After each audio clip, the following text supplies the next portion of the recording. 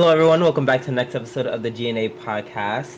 I am your favorite fuckboy photographer, Drividu. God damn it, I was gonna do that. I was gonna say I'm the lusty photographer reporter that everyone wants to fuck. Not only did I beat you to it, mine was better. What? Yikes. No. Oh, fuck boy, please. Mine had alliteration. Sober Oni. It's okay. We can both be fuckboy photographers. Yeah, we can both be fuckboy photographers today. Cool. Always what I wanted to be.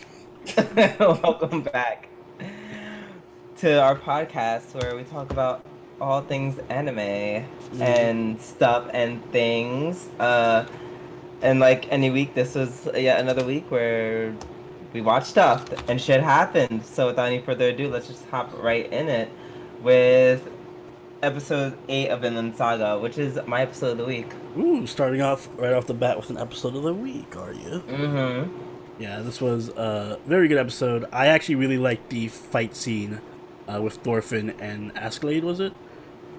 Askeladd. Basktet. Oh, I'm gonna get his name right one day before he dies. Or he certainly dies. But no, that fight was really, really good.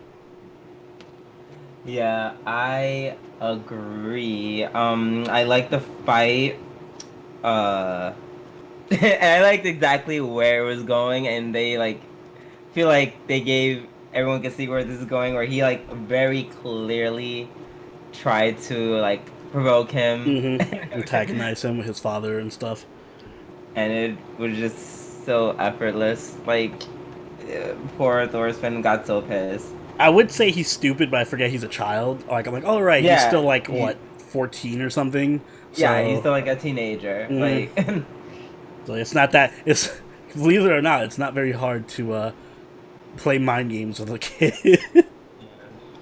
Also, it's fascinating to see that they had a village of their own. For some reason in my mind, I thought they were just literally pirates who just go from town to town and whatever, pillaging and raping, and then traveling to the next town to pillage and rape. It's kind of funny because it puts in perspective of the original village that Thorfinn is from. It looked a lot like that, and they have their own families and stuff. So it was interesting. Yeah, I was like, but wait, this. I'm like, this isn't it because there's a lot less snow. Yeah, there's a lot less snow. There's also a lot more girls. There was a lot less girls in Thorfinn's village. Yeah, there was 2. Yeah, his sister being one of them. and his mom being the other. So, yeah, there was a lot more room to be a bachelor in Askeladd's village. Yes. Also, his uncle was in charge of the village. Was it Brom or Crom? Crom? His uncle. Yeah. Askeladd's uncle. I don't know why I didn't write down the name. It's very simple. I figured he was not a major character, so I was like, whatever, this dude's just gonna appear for one episode and never appear again on the face of the earth. No, his uncle was just to be like, hey, I'm in charge of something, and also introducing a slave. I kind of like the slave girl. I hope she becomes a main character. And I'm so glad you also call her a slave girl, because I was like, I'm not memorizing that name. We're so bad. If you think we're bad with Japanese names, whew, these Danish, Norwegian names, you got me fucked. If it's not 2 vowels, yeah. If they're literally not named after a god like Thor or Odin or something, I ain't remembering their names. So, exactly. Askeladd's the only reason I'm partially remembering his names because he's so badass. Exactly. But Slave Girl's awesome. I hope she becomes I felt like this story is kind of lacking a main female character, so I don't know. Maybe she'll be relevant in some way. Follow Thorfinn around. Yeah, the scene between him and his dad was so that hit me right in the feels. It reminded me how awesome his dad is.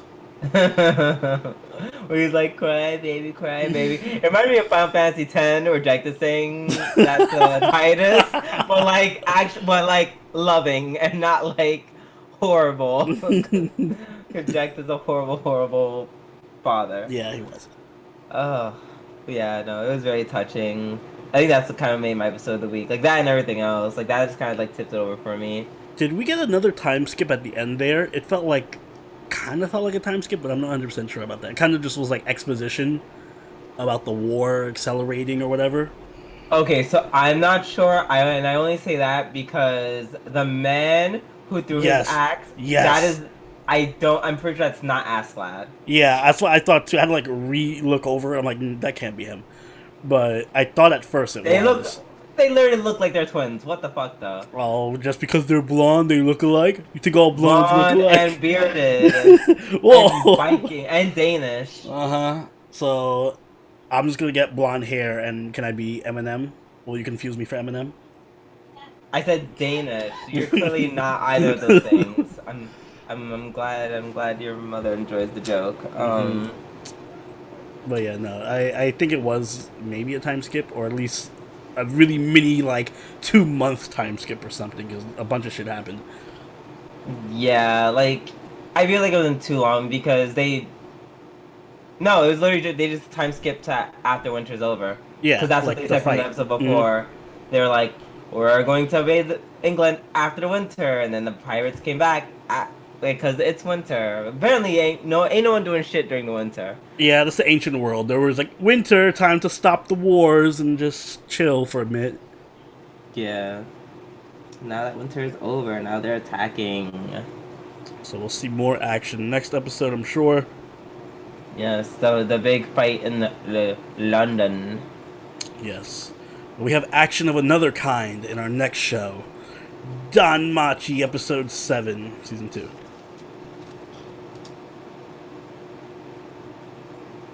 Wait, did you say the episode? What? Yeah, Danmachi episode 7, season 2. Oh. God damn it, I wrote down episode 6. Of God course. damn it. Well, it had to happen at some point. Might as well get it over with. So this, I feel like a lot of this episode was very much like I feel a recurring theme where it just build up, build up, build up. Not that I didn't mind. I liked it. Like it's build up that's not boring to me. Yeah, it's entertaining. It's just entertaining because I like the characters, but I do love the fact that everyone had a reaction to Belle being out all night in the Pleasure District. Like literally everyone in this episode was like had their chance to yell at Belle for being hanging out too late. I wish someone could like make a gif like or like a meme where they're like, "Oh, you're out in the pleasure palace," and then just cuts to like Tyra, like that clip of Tyra from like America's Next Top Model. I believe in you. We all believed in you. I'm yelling at you because I love you. Yeah, but Belle's adventures were interesting. Also, I really like that this whole Ishtar thing is happening because I was actually expecting Belle to just like wander back into the Pleasure District. So it's kind of following this path I wasn't expecting it to do, and Ishtar is just like, nope, we gotta kidnap Belle because reasons. To make Freya mad? Yeah. Question mark. I'm like, I mean, it will get Freya mad if she just can't you just have a war with Freya? Like no, no, yeah, we need to kidnap this man to have a war with someone. No, you just attack someone for what you. My guess is Freya would just fuck her up or something. Like Freya probably has a bunch of allies and a bunch of level 20s or some shit. Okay, how would that stop? How would that stop? How is Belle having Belle stop that? She's not Freya. I already seen enough of this to know that that's not going to stop Freya. Listen, I believe in Ishtar. I think Ishtar has a plan. I'm gonna believe. I know she has a plan. I hope. And if she doesn't, I'm coming. Maybe she's gonna fuck Belle, and Belle's genes. Come back to this. Belle's genes will give birth to like the ultimate warrior, and she'll use the ultimate warrior to kill Freya. Okay, you know damn well that's not happening. You need to stop. You need to lay off the dojins, buddy. Listen, that's what I'm guessing. I'm going with that. That's my prediction. Okay, well that's a terrible one. I don't know. That might be one for the books. Even worse than the vampire. But if it does come true, it'll be legendary. It will be a legendary, yes, but like the vampires, it's not likely to happen. What I do know is gonna happen though is some shit's going down with Haruhime because they brought up the Killing Stone, which I do know is related to Tamamo in Japanese lore, and Haruhime happens to be a fox girl So I'm guessing like the stone is going to turn her into a nine-tailed fox, and she's actually a nine-tailed fox god or something. I don't know. Yeah, she is. She is an ability. I feel like Ishtar would have a reason to buy her. Mm-hmm. She seems more important than a prostitute. Yeah. Like, fox prostitute. Yeah. Also, poor Haruhime, she's the only one who doesn't believe that, because when Makoto is like, "Hey, you friend, hi!" And she's just like, "I don't know who you are, go away." Yeah. I don't know who that is. Later. Yeah, I do like that Aisha is, being cool, though. Like, when she gave Haruhime the candy and all. I have a feeling she's... I told you I was an Aisha stan from day one. Well, you have good taste in Amazons, I guess, because Aisha is great. I'm sure she's not going to kill Bell. No, her job is literally just to kidnap him. I'm sure she won't do that, though. I'm sure she's going to, like, team up with Bell to free Haruhime or some shit. Ooh. That'd be cool. Also, I like when they were, like, setting up, you know, for the eventual Ishtar versus people conflict. They're like, hey, their familia is like really strong as fuck. Like, the guild can't touch them. But then I'm just like, to be fair, can the guild fucking do anything? Guild doesn't The guild can't do shit. Yeah, guild can't really do shit. It was interesting. She has a bunch of like level 3 to 5s in her army, in her familia. Yeah, and apparently the ugly one is as strong as ice. Mm-hmm. So I'm just like, man, who will we choose? Oh no! Does that mean she's getting her? One? Does that mean she's getting a spin-off soon? I would watch that over. We can just like imprint one over the other. I'd watch hers a billion. I'd watch it over Ice only because I care more about that familia. Like I'd want to see more Aisha and Ishtar, and it'd be like a softcore porn. So I'd watch it, but I'd fast forward all the parts with what's her name, Fine? Sure. Yeah, I'd fast forward all the parts with her in it. Oh, that's much like I should have done for the Ice spin-off. Exactly. I feel like we always come back to shitting on Ice. I'm sorry if everyone likes Ice. She's such a bad character. It's just an easy punchline. Yes. It's more punch than what she has. Aw. See, now Drew's just being mean. I am mean. Because I'm not interested in being nice to pointless characters. Wow. Leave the negative comments to Drew's attention. I want none. Yes, please. I better not see I better not see one you guys in the comments. This is all Drew. Well, I like Eyes. When Abby gets censored, I hope you're happy. Abby's not getting censored. Okay, I'm sorry. Not about Ice. Alright, let's move on. Yes. Before you stay on this the whole podcast. Right? Let's move on to episode 7 of Fire Force. Yes? 7? Yes. Yep. Yes. This one had more action. Yes, it did. I'm like, yes, get back to the main line cliche shonen that I'm being forced to watch. They have a joint BBQ, and those kebabs look so good. It makes me want to kind of do it. Mm-hmm. Even though kebabs are kind of annoying to cook. Are they? It's just like the season. It's just like cutting shit up. Like if you love cutting shit, then by all means, that's the food for you. But I don't know. I guess because like when I made it with my sister, we made so many, and it was just like cut.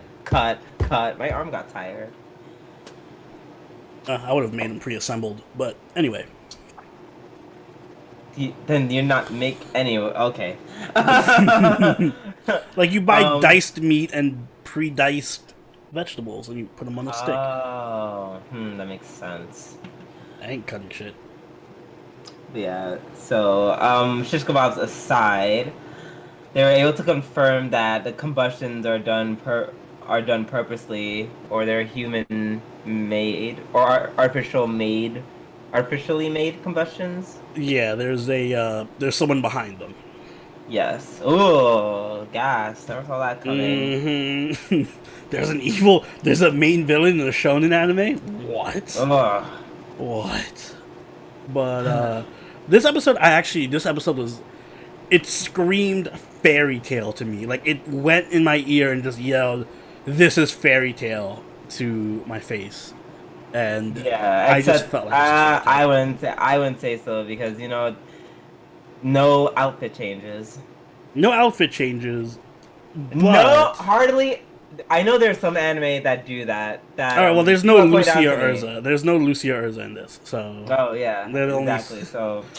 Or Wendy. Wendy's fashion forward as well. Or yeah, exactly. Oh my gosh. But in her defense, Hibana had a couple outfits this episode.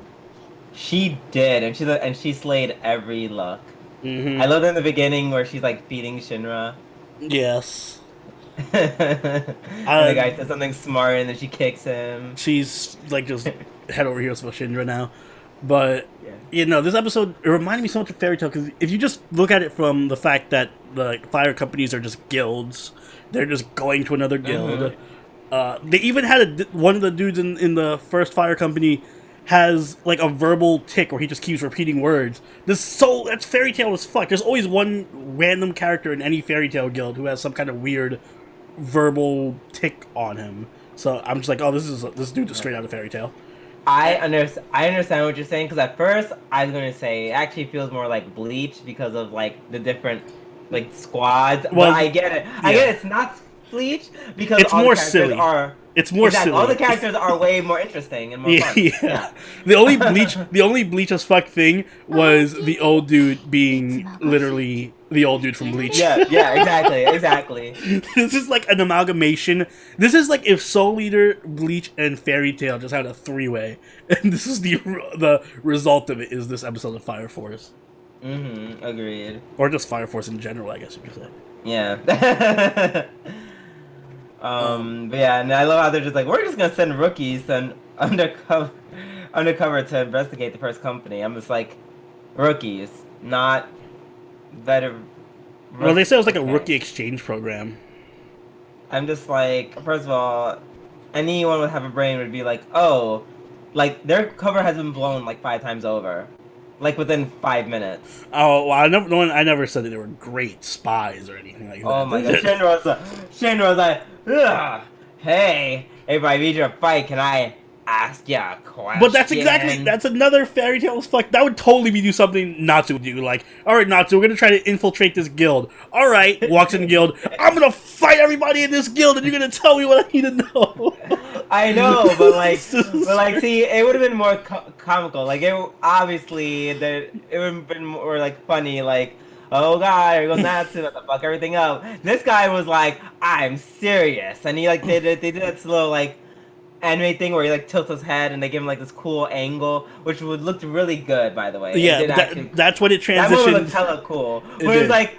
But it's like, okay, but see, you're trying to be cool, but this whole thing just looks silly. Okay, but that's when it tried to go into Bleach mode, and it had the nice visuals from Soul Eater. So it's like it's trying to be like the plot is like this weird Bleach Fairy Tail hybrid. It's like Bleach's tone with Fairy Tail's setup, and then Soul Eater's aesthetic. It's super weird. Yeah. Which is good. I actually like that combination of things. Yeah, I didn't hate it by any means. It was fun. I like that one dude's power. The one that kind of low-key doesn't make any sense to me. The ice one? Yeah. Yeah. None of the powers make sense to me. Maybe I'm just stupid and suck at science, but... Oh no, the idea of converting, like, heat into sound and converting sound into, like, like ice, I'm just like, bitch, no. I think we may have kind of altered / broken some laws of physics up in this. If there's a physicist in the watching this right now, please leave a comment on whether this makes sense or not. Maybe we should do like a game theory video, like film theory or something, on this episode. Do these powers make sense? Answer for all of them is no. But they're fun as hell to look at. Indeed. Oh yeah, shout out to speaking of the captain, he is next on the list of men I'd like to fuck from Fire Force. The old dude? Yeah, oh yeah, Mr. Fire Zaddy. Well, I'll take Tamaki. She had a bit Oh of a yeah, she screen was there time. too. Hmm. It was just her running, like just her running, being Running like, and jumping around. no, Yeah. yeah, literally.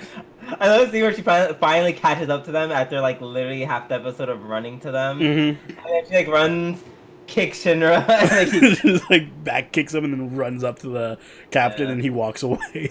I was like, God. At times like this, I knew Shinra wasn't obviously going to beat the captain because whatever cheat code he was using, but. Uh, My lord, I'm like, Shinra, could you at least burn his whole shirt off so I can see his super muscular body? I'm sure God. they'll be if this is anything like Fairy Tail, they will definitely give some man service at some point.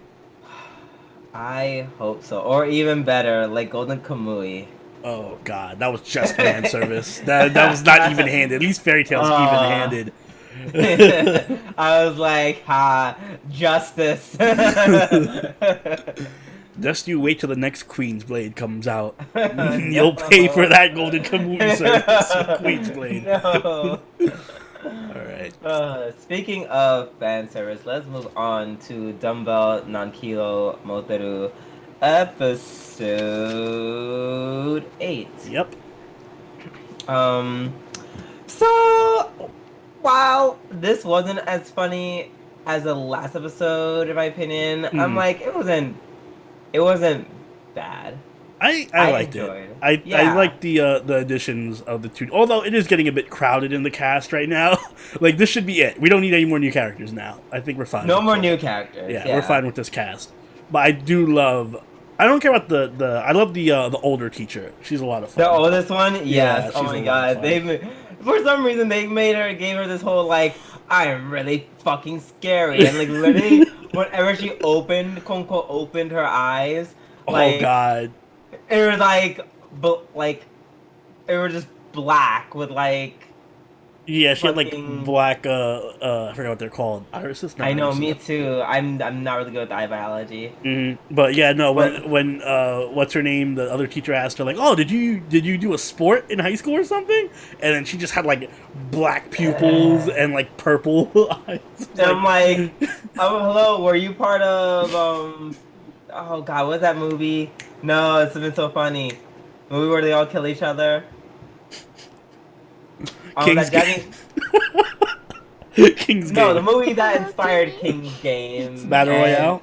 Yeah, it's Battle Royale. I'm like, are you like a survivor Battle Royale? Or you just don't want to talk about it? Like, Yeah, I'm like, are you actually a demon? What the hell's going on with you? No, but even like when they were like, oh wow, you're the fastest, even though you're the oldest, you're the fastest, and you're a super middle-aged superstar or something. And then she's like, okay, I'll let that one pass, but the second one, she's gonna pay for it. Yeah, I'm gonna fuck her up. Oh Yeah, I my love God. that they did all the middle-aged jokes, the old people jokes. Obviously, my favorite part of the episode though was them being stranded. Oh my god. That yes. actually got me to laugh out loud. And they were just like, all right, we're going to do the only thing we can do right now in this situation. And you get like the uplifting music and everything. And then it's like, I'm going to write my will. And then they're like, no, we can do something else. And like, oh, you're right. Oh, wait, how are they going to ID our bodies? We should at least learn. And you're like, I have my driver's license. Oh, I'll use my school ID. I don't want to cause any trouble for the people identifying my body. And then when they like do like little poetry, The death poems. the death poem. And them silly. climbing up the tree while the other one just like they see them the whole time like, oh, they're just naked climbing up a tree now. Yeah, they're eating shish kebabs, just watching it. They're like, and they're like, oh, I guess they're really into this, getting their workout in. Wow, that's really it's really commendable. Another episode of shish kebabs, by the way. Those shish kebabs. Oh are my goodness. god. About to be Labor Day, y'all. Oof, need some shish kebabs. Mm-hmm. I forget what the rest of the episode was outside of those two. I guess it felt like a shorter episode than usual because I think it was just those two parts, right?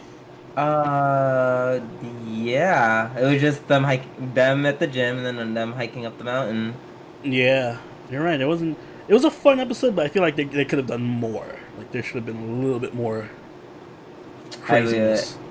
And yeah, like Oni said, no more new characters. Yeah. Oh, speaking of which, I completely forgot. The ending of the episode was a fucking new character. Machio getting a shonen arc. Right, the introduction of, like, the villain, because I guess it is episode 8 after all, so... Random villain. Yeah, then to put in some plot, I guess. Also, Machio has good taste. Vanilla protein shakes are the best flavor. Apparently your mom agrees. I mean, I wouldn't know. I'm definitely more of a chocolate bench. I usually do like chocolate, but for some reason vanilla protein shakes are super good, and chocolate is kind of whatever. I'll take your word for it. Chocolate, I'm starting to realize, like, as you get older, guys, when you start eating a lot of chocolate stuff, not everything chocolate flavored is the best. And it's not because chocolate flavor is, like, not good. I mean, I still think it's superior, but people just don't make the invention with chocolate. They don't incorporate it correctly, and it doesn't taste as good.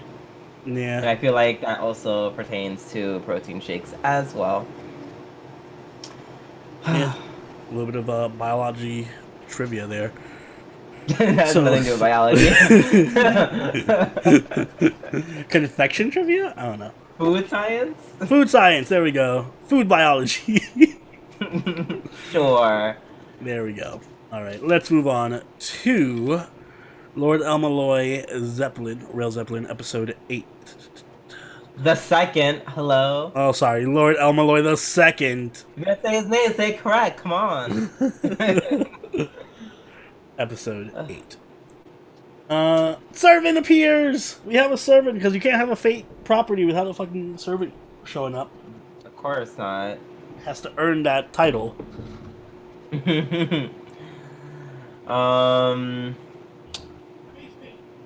So, I know I'm gonna say something that a lot of you are probably not gonna like. I have my torch ready. Yeah, at least for like 70% of the episode, Ola Marie was like annoying as fuck. She's Tsundere, that's why. She's just Rin. That's literally what Rin would do. So. Oh no, but Rin is way better than her. So. I mean, Rin is better than her, but she's just. I'm like she's like an off. She's like a brand X Rin. Although I will be more forgiving. I actually saw a lot of people saying, "Oh my god, Olga was so annoying this episode," but like her friend just died. Like her friend just got beheaded. So I'll give her a pass for being a little annoying. Oh god! But well, she was always uppity, but like I don't know, this episode she was just like it's not like she deviated from her like normal bitch. And then she saved Waver's life. So that's why I said 70%.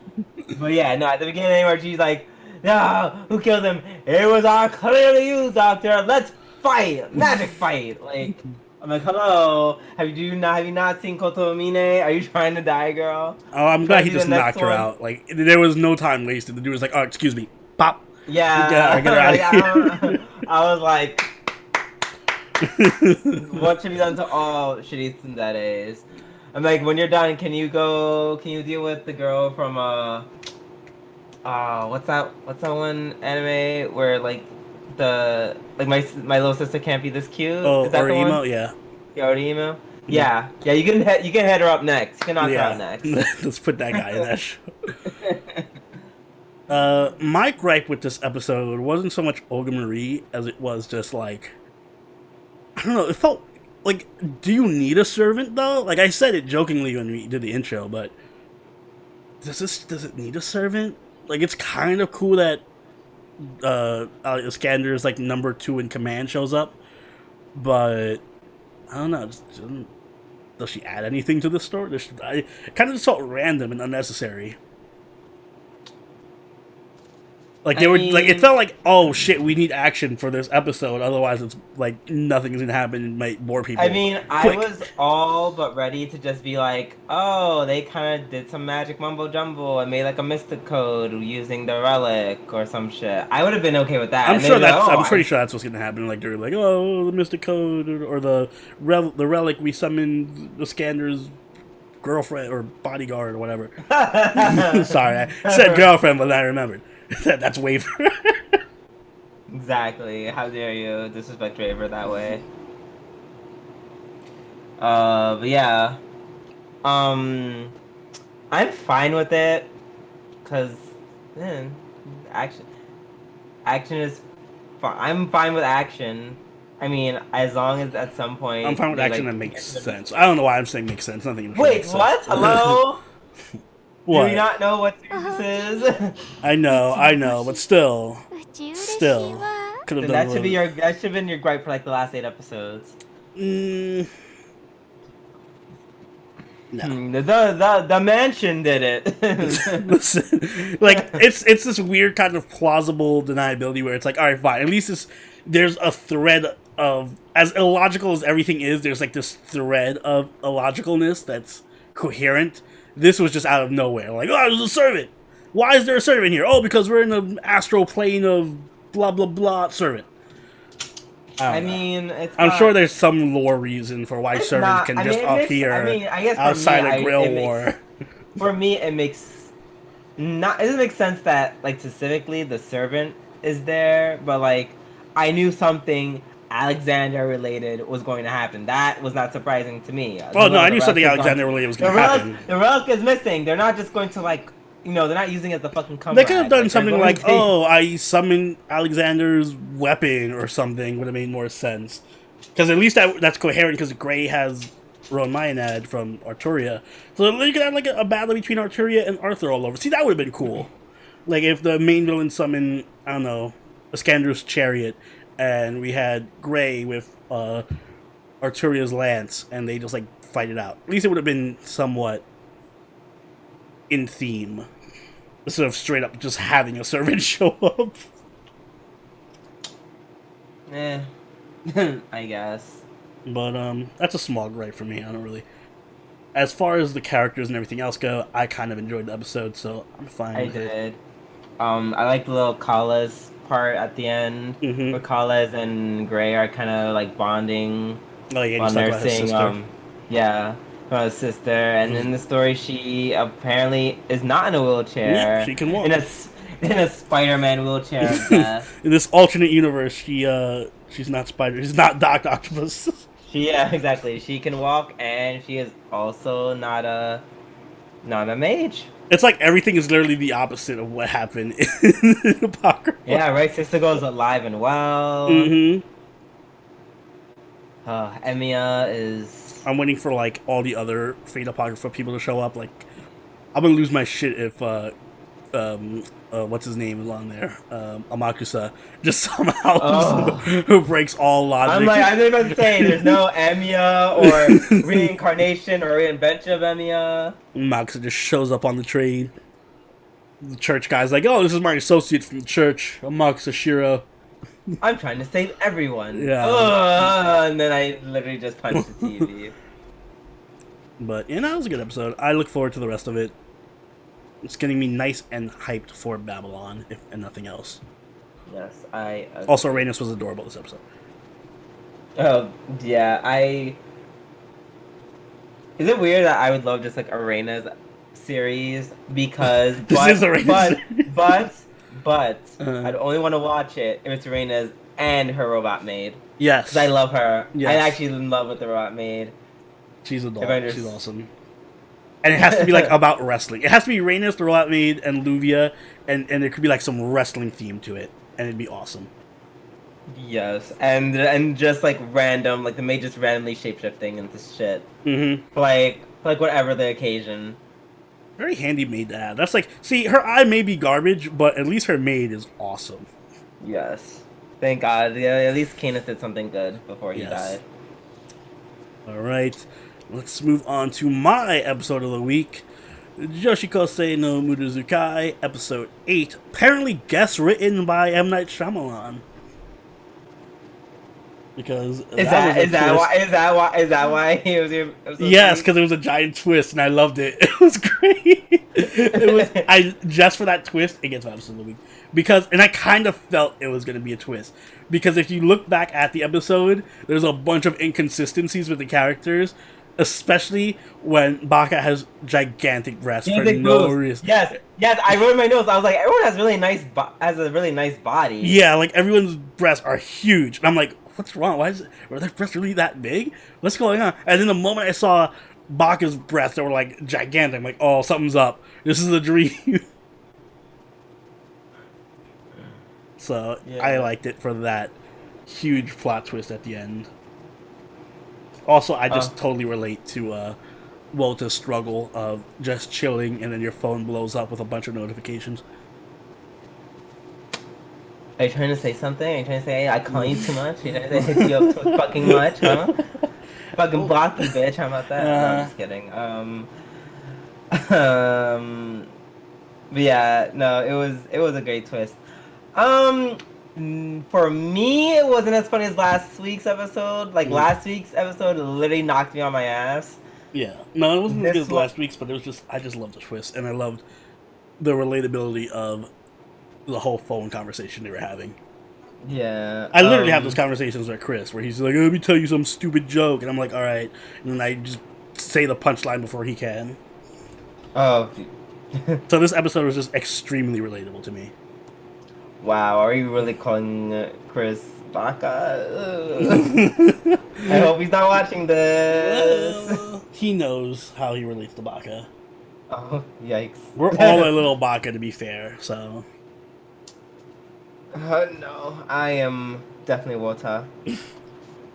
Also, Wota this episode was super hot. Yeah, because they gave her, like... No, even before, even in the real world. Oh, yeah, the real world, and she was in her shirt, yeah. Mm-hmm. They were kind of showing her cleavage pretty well. I did make sure to compare, and I'm just like, oh, she still has very big bosoms. Yes. Speaking of, yeah, this episode is very boob-centric. That's another thing. I love that we got more of, what's her name, the lesbian? Yeah, Lily. Oh my god, when she was in the school with Lily, yes. Lily, and she was like, hey, I'm kind of scared. And she's like, are you okay? And she literally licks her fucking lips. There was like a bunch of random scenes where she's just licking her lips and like making slurping noises. And she's like, hi. And she's like, oh, I'm shuddering I'm shaking with happiness. And she's like, why would you be happy right now? And I'm just like, no, leave Lily alone. Well, that's why I loved it, because this is all just Baka's take on all their characters, which is why all their characters, like even Robo, even though she's normally mysterious and stupid and stuff, like her whole thing this episode was just barnacles. Like barnacles, every time she talked. And Lily was like super lecherous lesbian mode. Yeah, like everyone's personalities were like dialed up to 100. Yeah. I'm trying to think of more examples. Oh my god, the whole point when they were talking about like the 5 S's. Mm-hmm. Everyone just had their own S's. It's fucking Yamai at one point was just talking about Dark Soul. I'm like, okay, Dark Soul and the end of extinction or something. What's her name? Majo is literally just fucking saying nonsense spells and like necromancy and shit. Oh yeah, she's like, I'm trying to resurrect this guy. I was trying to resurrect Pablo or Escobar. Not Pablo, Escobar. What's his name? The explorer. I forget. But to help her with her homework. Ferdinand. It wasn't Ferdinand Magellan. It was lesser known one. I know, it's a lesser known. It's not Columbus or Magellan. God damn it. Mm-hmm. Hard mode. Name an explorer that's not Columbus, Magellan, or Marco Polo. Exactly. Nope. I lose. Like I said, history is never my strong point. It's my strong point, but it's not explorers. Anyway, I liked it because I could reinterpret the episode after I found the twist as just it being... Yeah, like now you're saying I think about it a lot more. Just an exaggeration by Baka, so I don't know, I just really liked it. And in a way, this whole episode was just about her original joke of, can I tell you an amazing story? Exactly, which is just looped all around back to it. I was like, yes. I love how they keep that joke going in such Oh, this anime is so good. It is. It's really, really good. Guys, watch it. Yeah. So let's move on from this amazing show to another amazing show with Carole Tuesday, episode 18. I love the opening where Erdogan self-narrates. And of course it leads to him arguing with Tao about the song. Yeah, I love the part where basically we get... I wouldn't be surprised if the next episode we wake up with Tuesday and Carole naked on a bed. Based on how this episode ended. Oh, yeah. I mean, I highly doubt that. This episode was like pushed the ship out as far as it can go without them actually fucking. No, they could definitely go further. Hello, have you not seen Citrus? Like, this is not Citrus. Yeah, it's not Citrus. But I'm like, they could be a little more risque. I could say right now they're just girls comforting one another after she gets her home stash. Which is totally on Tuesday, by the way. That the fuckboy reporter was not really. First, yeah, no, he wasn't into her at all. Like, there's nothing he was nothing saying. He did really. It was just her getting her hopes up. Yeah. Yeah, I just called him the fuckboy reporter just because he was being nice and, you know, shaggy hair and everything. Like, he was giving the fuckboy vibes, but he, in particular, was not trying to do anything with her. He was literally trying to do his job. Yeah, he was just really nice, and he was like a nice dude. Yeah. And Tuesday kind of like has her fragile teenage heart dashed. Yeah, this episode really highlights like that they're like younger. Oh, it especially highlights how naive Tuesday is. I think Carole kind of caught on really quickly. Carole was like, "All right, Tuesday, some shit happened." Yo, I feel so bad for Carole because she's always having to fucking pick up after Tuesday shit. She's like, yo, she is really feeling it. She's like, God damn it, this white woman doesn't fucking get her shit together. God Carole's damn like, it. I just want to sing. What the fuck? I just want to fucking make music. And this woman is getting her hand fucking destroyed by liquid nitrogen, falling for boys, getting kidnapped. Bitch, I'm just gonna make a rap. Since that you're holding this just dual back right now. Right?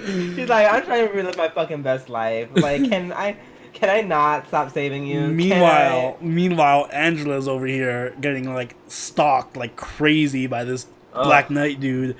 Yo, I related so hard to Carole this episode just because that's literally me. It's like everyone around me is in these crazy turbulent relationships, and I'm just like, all right, but can we like do our job now, please? Like, I'm just here for the music. Yeah, I just want to sing. Can I just sing, please? Thank you. This brought me back to the good old Astoria days situations. Yeah. But yeah, I'm not gonna lie. When I saw the explosion, I was like, "Damn, the stalker's hit." Yo, I thought so too. I'm like, "Oh shit, there goes Angela." Like, that's a bit overkill, but there goes Angela. Damn, homeboy blew up the entire hospital. he set the Tomahawk cruise missile on her car or something. Blew her up. Also, I can't believe in this age of technology, they're so dumb that they're like, how is he recording a conversation? What technology do we have in here that is allowing for him to listen to us? Yeah. I don't know. I'm surprised he didn't like take control of the car and like drive them off a bridge or something. I'm pretty sure the explosion was like caused by the evil emperor dude who's working with Tuesday's mom. Oh, absolutely. I'm like, this is very much done on purpose. Like, oh yes, wow, what a this incident. Was great timing. Oh, after this happened, wow, your points are gonna skyrocket. You're gonna win for sure. How nice. And it just occurred to me that this is gonna come back around to Tuesday and Carole because Carole is a refugee. Yeah, I just didn't realize it till this. I didn't connect the dots until. Wait, like, oh what? shit! How did you not connect it? They literally connected it for you an episode or two ago. I didn't pay attention to that part. Literally, they never really. Did they really spell out like? Kyle literally said, "Hey, you know, with your mom being all anti-refugee. Is this okay considering that Carole is from Earth? And she's like, oh. I don't listen to what that fuckboy says anyway. Wow. I don't trust him. Just like Tuesday shouldn't have trusted him. Okay. So yes, guys, if you are 2 episodes late like Oni, yes, this is going to come around. You're following this in slow motion, like. Yes, this is going to come back around to Carole and Tuesday's relationship. Probably might cause like actual like conflict, or she's like, "Hey, are you gonna stand up for me? Cause like there can't be an us if your mom is trying to get me like." Deported. I think Carole's or Tuesday's mom's gonna walk in on them like making out, and then like with a refugee from Earth. Don't do it of mine, little dated Earthling. Yeah, totally still with the fact that she's gay. Like, yeah, she's. I know she's a woman. She's from Earth. The show is so progressive that they don't care about gay and straight. They're all about the Earth. Like, how dare you? She's not even a Martian. Oh, poor Tuesday. Yeah, poor Tuesday. Yeah, and I love that when they were both like walking out, like, and the music playing in the background. Mm-hmm. Like, that was really, like... Oh, yeah, the music in the background was great. Their facial expressions, the scenery, the light-up umbrellas. We need those umbrellas. Yes, that's awesome. So, like, I feel like that's definitely doable. Like, while I kind of low-key hate sometimes that the allocation of, like, of our technological resources is all going into, like, stupid shit, like shiny stuff you can do on your phone. I want light-up umbrellas. I feel like those are useful. And think about how pretty it would look if you were like looking from an aerial point of view or something. Really nice. My god, beautiful. Yes, do it, science. Yeah, don't worry. That iPhone 20 can wait another day.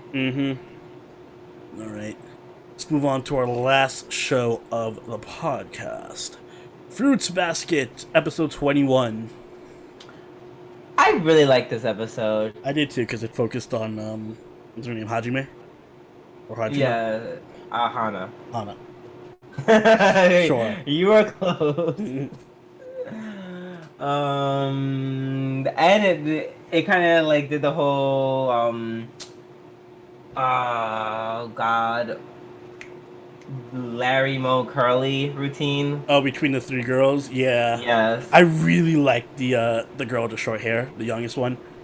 Oh. Just because she was the silliest of them. She was the moment where she's like, "You can't leave until we figure out her weakness," and then she's turned just like, "What's your weakness?" Yeah, so she's like, "Oh, I have a weakness," and they're like, "Oh my god, will you tell us?" It's like, God, you guys are so fucking stupid. I'd watch a spin-off of just them. What? I feel like they're like 2 opposite of Ice. Yes, that's right. I brought her back. Oh god. What if it was a spin-off collab between Danmachi and Fruits Basket, and you have Ice and those 3?